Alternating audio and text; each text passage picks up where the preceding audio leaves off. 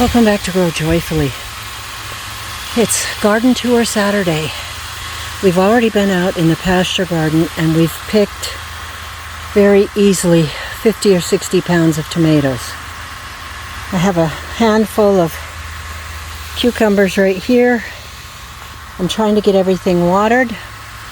I made up 9 pints of diced tomatoes this morning and canned them. And it's too hot in the afternoon. It's still very, very, very hot here. In the 90s. I guess it's not 106 or 108 that it got up to. So this is going to be super quick garden tour. Definitely a tough time of day to film. Being so tired. We've got some golden beets. I think we might have a few of the red and white. I say it wrong, and I tried to memorize it and it didn't work. Chiogia, but it's like Kyogi. And there's some purple beets, and that same, I can't even remember, Mazuma. And a Berkeley tie-dye growing. And brassica is going out of control, which I will get to Monday. And aphid infested Brussels sprouts, so they're not killing them, but I'm going to count this as my disaster story for today. So it looks like the kale over there is thirsty. Things need to be trimmed up, so this will be my disaster story. And on a happy note, and my success stories, the Mountain Princess is really growing well, setting fruit well. I almost said laying because I have chickens on the brain right now. And I think this is an Amish paste. And some other wild ones growing crazily through here. That could be Aroma straight ahead there with the red one.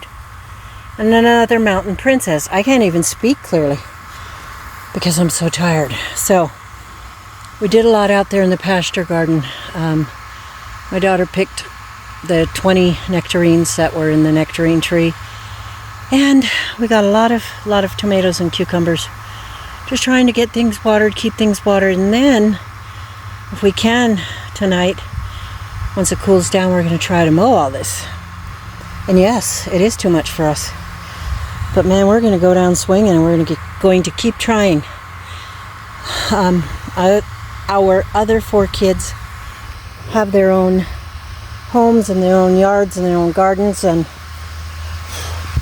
it wouldn't be fair to expect them to come and, there's a fly on me, I don't like that, to come and help us with ours. So we'll have to see how long my sweetie and I can keep going and looking after our own place. So the cucumbers are still growing really well. I harvested the sage the other day, as you saw, and I've got to harvest this parsley. We've got these flat Italian beans growing. You can see right here. They're so pretty. And here. And some sweet peas. This is just kind of like a free-for-all. I'm going to harvest the basil here and over. You can't even see it. It's behind the hoop there. I wanted to show you the wild beauty of September 7th in this garden. We've gotten about 4 or 5 beautiful long okras off of here, and my shadow's going to be probably in most of this, but can't help it. The tomatoes are growing, the peppers are growing. This is the lovely plant that gave me those 3 perfect store-like peppers with no pesticides. Lots more peppers, chocolate sprinkles, and the black crim. And here's another, the cucumber melon wall. The sweet potatoes are doing well. My daughter poked that in a pot of soil to see if it would just, I can't even think of the word, I'm so hot and tired, but just start growing on its own in that pot. So we'll see what we get. Sweet potatoes, rattlesnake beans, peppers, cantaloupe, watermelon, more peppers, cucumbers, and tired gardener. Anaheim chili peppers, hot peppers of some variety. It's a salsa blend. Carrots, cucumbers, more cucumbers. Now God knows what He's doing when He gives us fall and winter. I know a lot of places down in the south are hot, and you can garden pretty much all year, but I don't like winter. You know I don't like winter, but it gives us a chance to rest, and at this point I really need it. Take a look at the Delice Dilatable cantaloupes. There's one there, and I already have my hands full of cucumbers, so I can't pull aside the leaves here. I'll stop it. Right, there's one. I don't know if you can even see it. It's going to be very disjointed, quick video, because it's reflecting. Oh boy, there's a big cucumber right there. It's reflecting the fatigue of the gardener. But I just wanted to show you, things do look beautiful.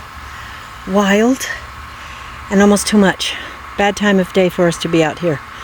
But I had so much to do in the kitchen, and I had to finish some tomatoes. So let's leave it here. I'm going to wish you a joyful day. I showed you my disaster stories, and these are my successes. We still have blackberries growing on the vine over there. I'm going to finish watering. I'm going to get in the house. I'm going to go get showered and cleaned up, and me and hubby, we're going to go have something to eat, just to rest our weary bones, and probably sit in the recliner for the rest of the evening until it's a decent enough hour that we can just go to bed. And then tomorrow we have the Lord's Day, and He does know what He's doing. It's the Sabbath day, and I think we should rest on the Sabbath day if at all possible, just because the gardeners and farmers need it. So you take care, have a lovely day, and get out there and enjoy yourself, but also go rest. I know fall's coming, winter's coming, we're all a little bit panicky because we want to grow while we can and make hay while the sun shines, but we got to take care of the inner gardener. So take care of yourself, and don't forget to do it joyfully. We'll see you next time. Thanks for stopping by. Dusty gravel lanes and the sun sinking low, fields of barley swaying where the wildflowers grow. Grandma's porch light shining through the evening dusk. Country roads forever in these memories we trust.